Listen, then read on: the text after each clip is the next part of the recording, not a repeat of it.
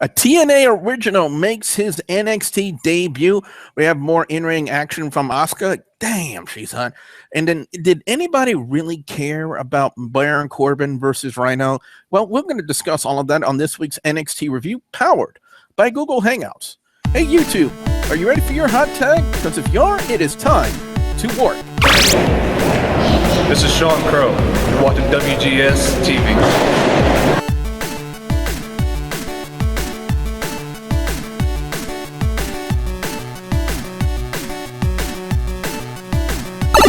Greetings, YouTube. You have warped your way into another episode of WGS-TV right here on youtube.com/WrestleGamer. I am the WrestleGamer. Don't be Bujo. Today is October 22nd, 2015, and before we know it, we're going to blink our eyes. It's going to be Christmas, guys, just like that. I mean, we're already in October.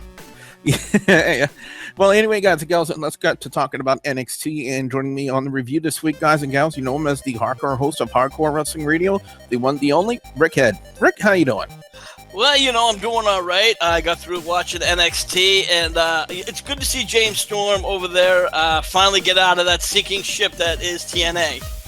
Yep, we're going to discuss a little bit about that when we get to his match. First off, we have Asuka and Billie Kay, and I gotta say, there's just something of there's just an air about Asuka that is just there's something about Asuka that makes her completely unique to any other women's competitor that I've ever seen before, Rick. I don't know what it is about Asuka, this air, this energy that she has. She has it.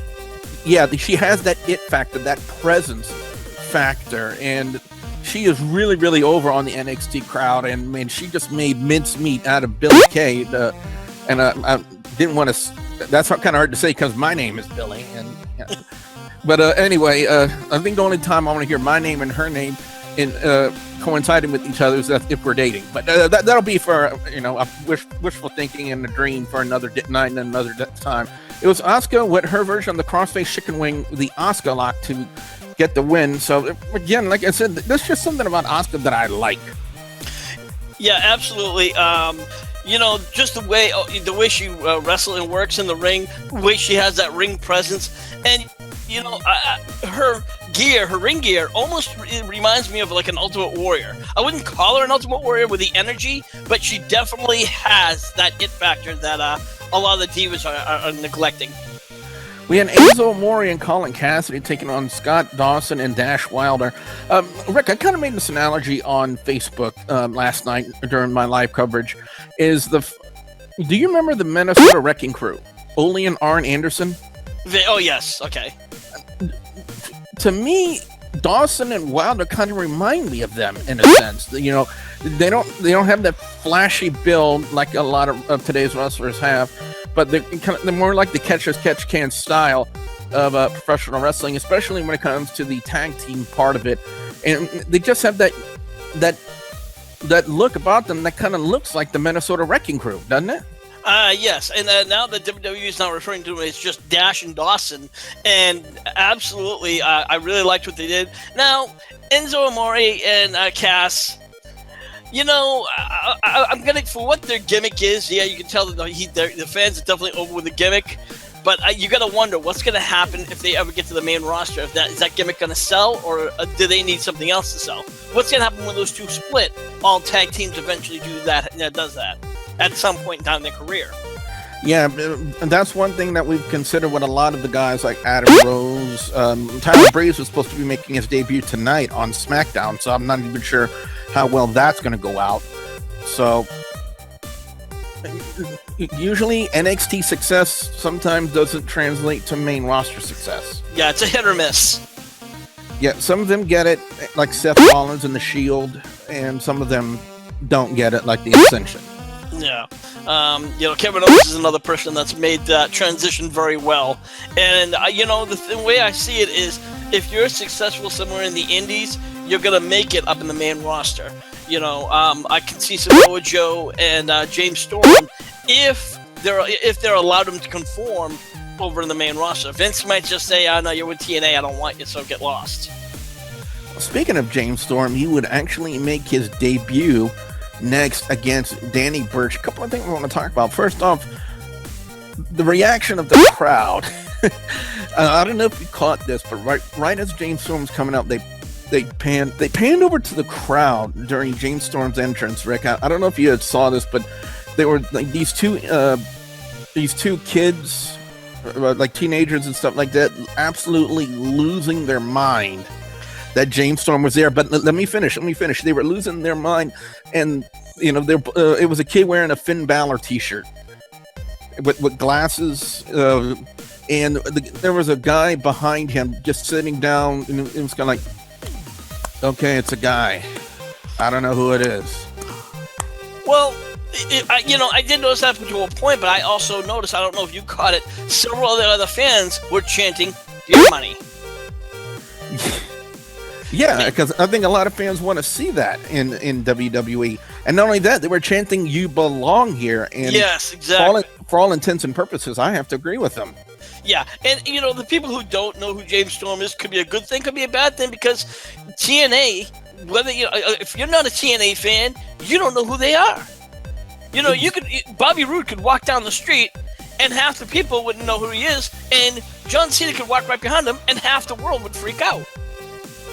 Exactly, but I think we need guys like a James Storm, like a Bobby Roode, guys like that who are fresh faces to WWE fans and might have the ability to help turn the company around to where it once was.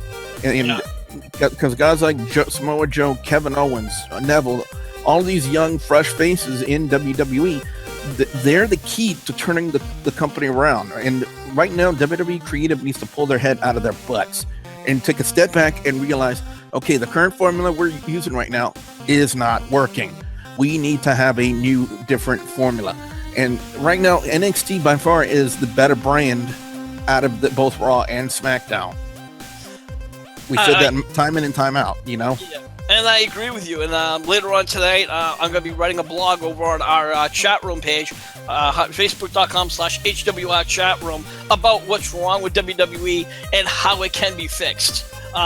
These are my theories, straight up, but that's going to be later on tonight.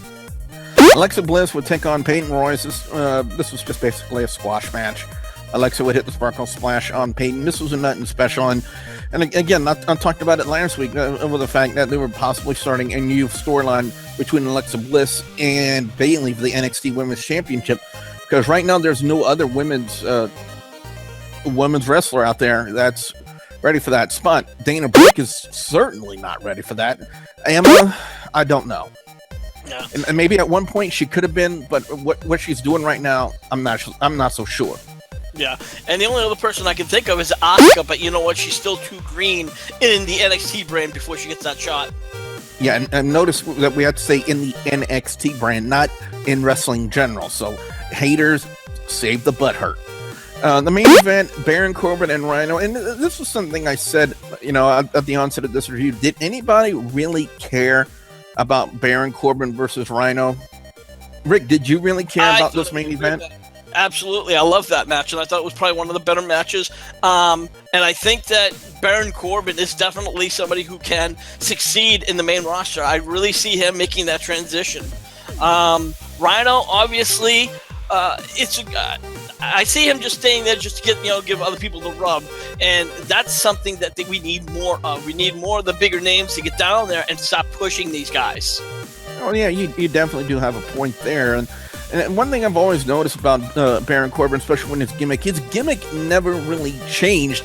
The crowd reaction to him was the thing that really changed, and that was one of the reasons why they started booing him, is the fact that his gimmick never changed. I mean, they were riding this guy's coattails when he was doing the 20, 30-second matches, but now he's no longer doing them. They really don't give a crap about him anymore, especially in Full Sail University. Yeah, it's hard because, fans get very, very fickle. They see something like that and like, oh, it's got to stay there. But you know what? Who wants to see squash match time and time and time again? It's just, it was just a way of him getting that push, getting to where he is now, and they're showing the fans that not only is he going to be a top contender, but he's a force to be reckoned with. Definitely. I definitely have to agree with you on that one. Overall score on NXT this week is going to get a 3.75 out of 5. Best match of the night, I'm going to actually give it to Baron Corbin and Rhyno. It was indeed a pretty good match. And again, giving Baron Corbin that rub, and I really want to see what he can do when they start to transition him into the main roster. Just what exactly will they have planned for Baron Corbin? Because this guy has the tools he needs to succeed. It's all a matter of WWE Creative actually having the wherewithal and the knowledge to properly implement those tools. Worst match of the night, I'm just going to give it to Alexa Bliss and Peyton Royce because it was a squash match. Nobody really cared. But I'm going to give a big honorable mention to James Storm's entrance. And not only that, but that NXT theme, that new theme that he came out to. It was hardcore. It was country. No Mickey James references. And I bet you there's no WWE fan out there that's watching this wondering, okay, what's he talking about, hardcore country and Mickey James for? But I got to say, it was a good show. It was a good show. And again, like I said, what does it say about your main roster talent when your developmental brand can put on a much better show in 1 hour than your main roster can in 3 on Monday Night Raw? Again, that's a plea to WWE Creative out there to get your heads out of your butts, take a step back, and see what NXT is doing properly, and then implement that on your main shows. Maybe then they could start turning the ratings around. But anyway, let's go over to Rick and get your overall score and your picks for best and worst match or segment of NXT this week. Well, you know what? I'm going to be honest with you. I don't think any of the matches, even the Alexa Bliss match against the other one, wasn't too bad. I understand why they had to do it, because they had to give her that push so she can go for the title. So, match of the night, absolutely. Main event, Rhyno versus Baron Corbin. I thought it was excellent. And as you said, great to see James Storm finally in a company that's going up rather than sinking down.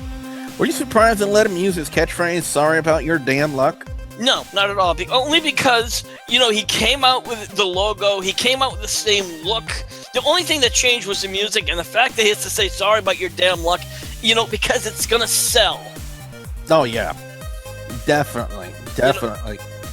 And I really want to see more of him. And I hope because from what I heard, what we all heard at first, when the news first broke, that he was making his NXT in-ring debut, that he only signed like a one-match contract, that he's still on the fence about whether or not he was going to stay with the WWE in NXT or go back to TNA. I really want him to stay in NXT because he could really, like I said, he has the name, he has the star power, he has the in-ring ability, he has that great ability on the microphone. I don't care what anyone else says. He's got good mic skills, in my personal opinion, and he has that ability to really sell.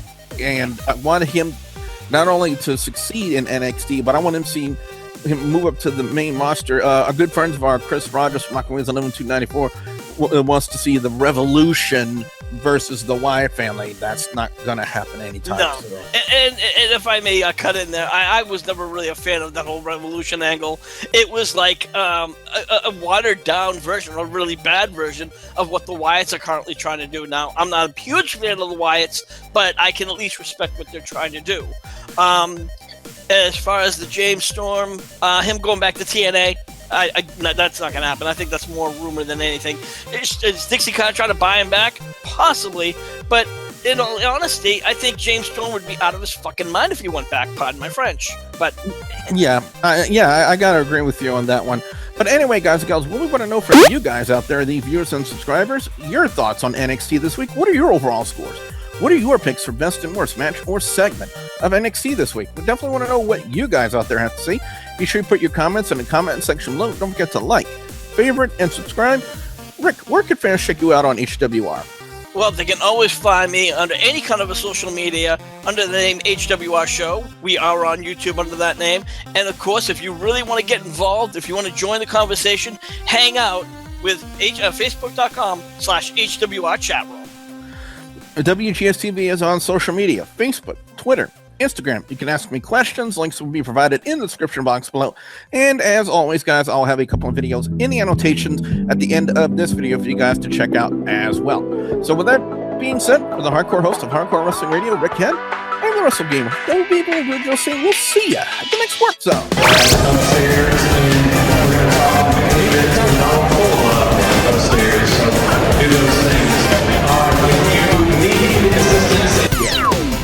No, Vince McMahon